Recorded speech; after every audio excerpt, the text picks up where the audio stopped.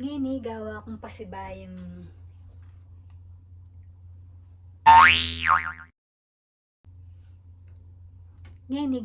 pasibayong Japanese cheese roll cake.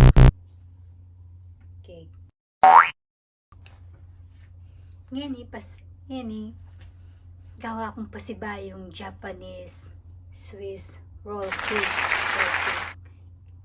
Flavor na naman is matcha flavor. Se-separate ko muna yung puti at saka yung egg yolk. Like this. Yan.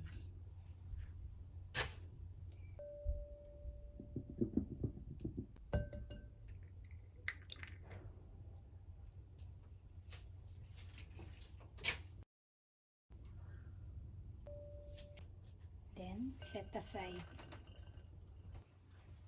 Next, salain muna natin yung flour, cake flour, 1 cup, 50 gram sugar, baking powder, 6 grams, and salt, 3 grams.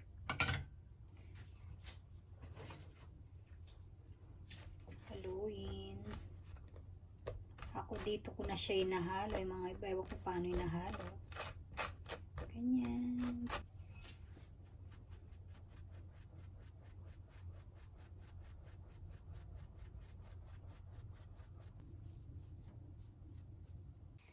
Next, paghaluin na natin ilagay na natin yung egg yolk natin, tsaka yung oil, yung milk, then mix lang po siyang ganyan.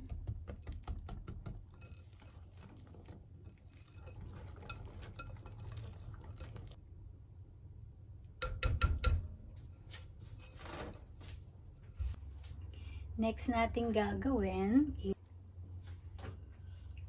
tayo ng merengue muna. Merengue.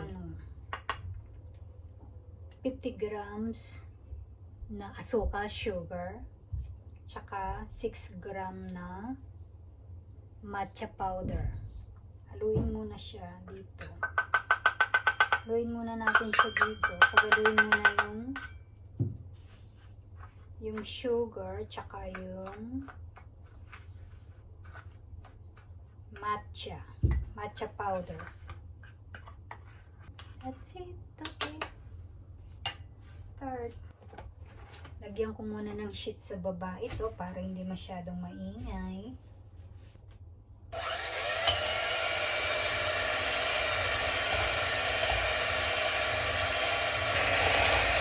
At kapag nagbubbles na siyang ganyan, pwede na natin ilagay yung sugar na may matcha.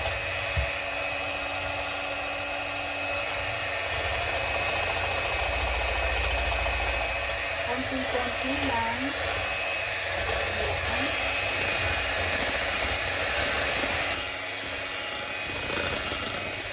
Okay na yung merengue natin. Pwede na nating paghaluin, pagsamahin dito sa ating cake butter. Okay. Haluin ko lang para mabuhay siya ulit. Okay.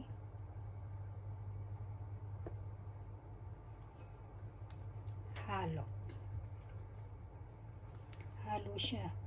Halo ng halo hanggang sa mag-ano yung kulay nila mag-isa. Kanina yellow. Ayun, ayan, nag-green na rin siya. Yung yellow kanina. Dapat pareho sila ng kulay. Okay.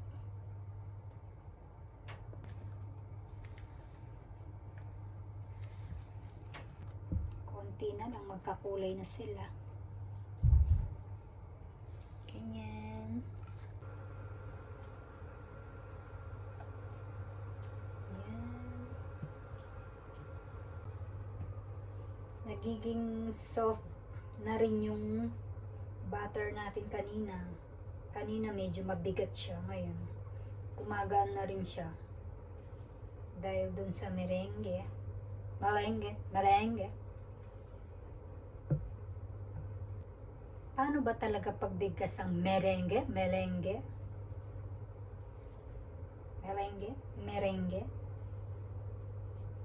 Okay. I think pwede na siya. Di masyadong maganda pag okay na to. Lalagay na natin to ating lalagyanan. Tapos lagyan na natin siya ng baking sheet. Yan, ibubuhas ko na po siya.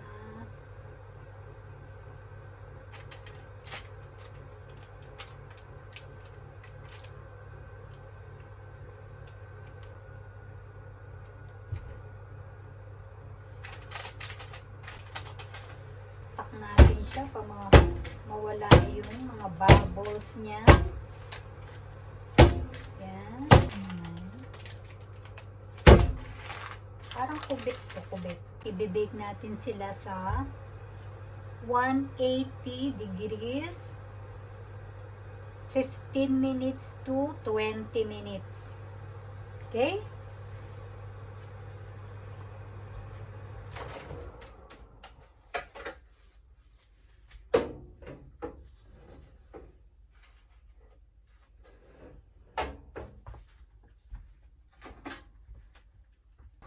Diyan! Matcha, cha. Tanggalin na natin siya dito. Tanggalin na natin siya. Yan, palamigin. Then, dito sa taas, lalagyan ulit natin siya ng cookie sheet. Baking sheet, baking paper. Whatever na naman. Okay.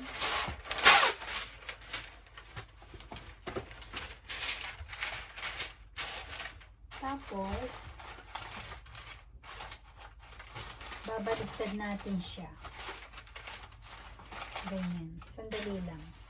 Hindi ako makagalaw.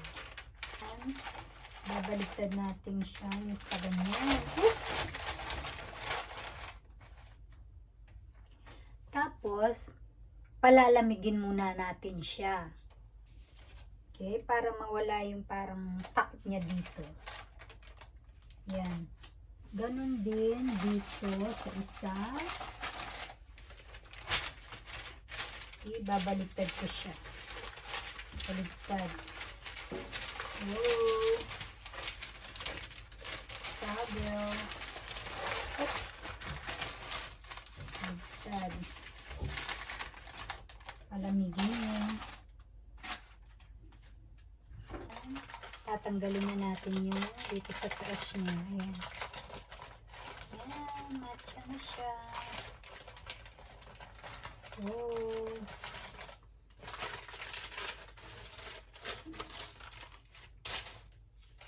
Matcha. Ngayon, gagawa na tayo ng cream. Ayan, haluin naman natin siyang ganyan. Okay, tapos ilagay dito sa may yelo. Tubig na may yelo. Darada. Okay.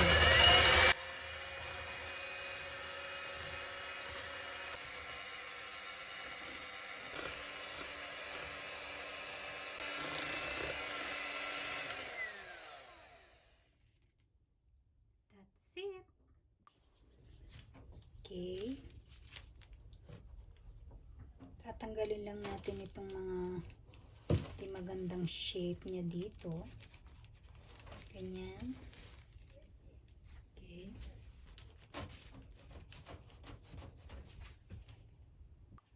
Ngayon, pwede na natin siya lagyan ng cream. cream. Wow. Heavy cream.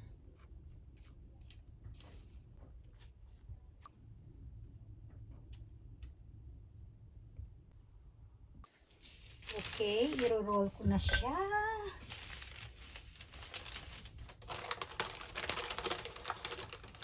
Wow.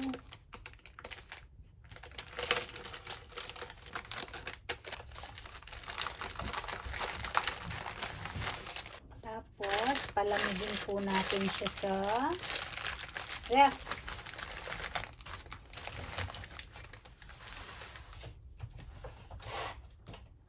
Lalagyan ko lang siya ng scotch tape dito. Next, dito naman tayo sa isa. Ganon din. Ayan, ito naman. Sorry, hindi ko na nakuha yung una kong ginawa kasi nag-stop yung camera ko. My goodness. So, ngayon ayan, ito naman nilagyan ko siya ng strawberry. So, ngayon, i-roll ko na siya. Oh. At i-ref ko rin ito. Pupul ko lang siya sa ref. Ito na siya. Buksan natin siya. Wow!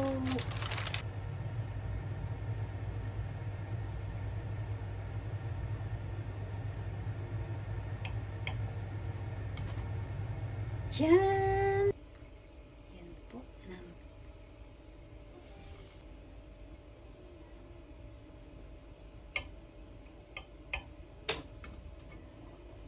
Diyan! Wow! Look! Nice! I think na perfect ko siya. Salamat naman na perfect ko siya.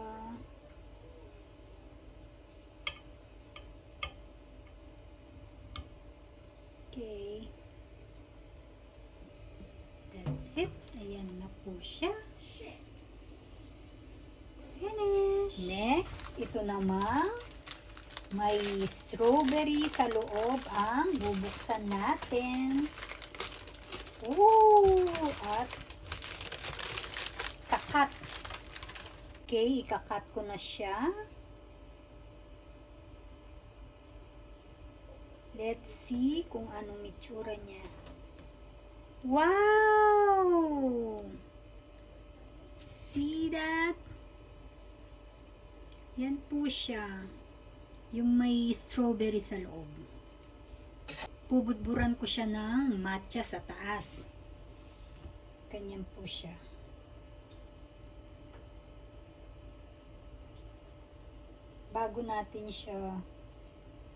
Bago ko siya ikakat, bubudburan ko muna siya ng matcha sa taas. Yan, ganyan, pwede na yan. Okay. Okay, pwede na po natin siyang ikat.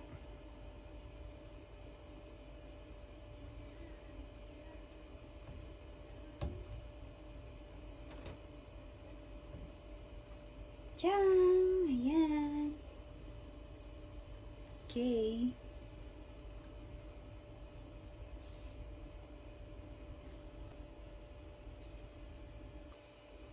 That's it. Nakat na siya.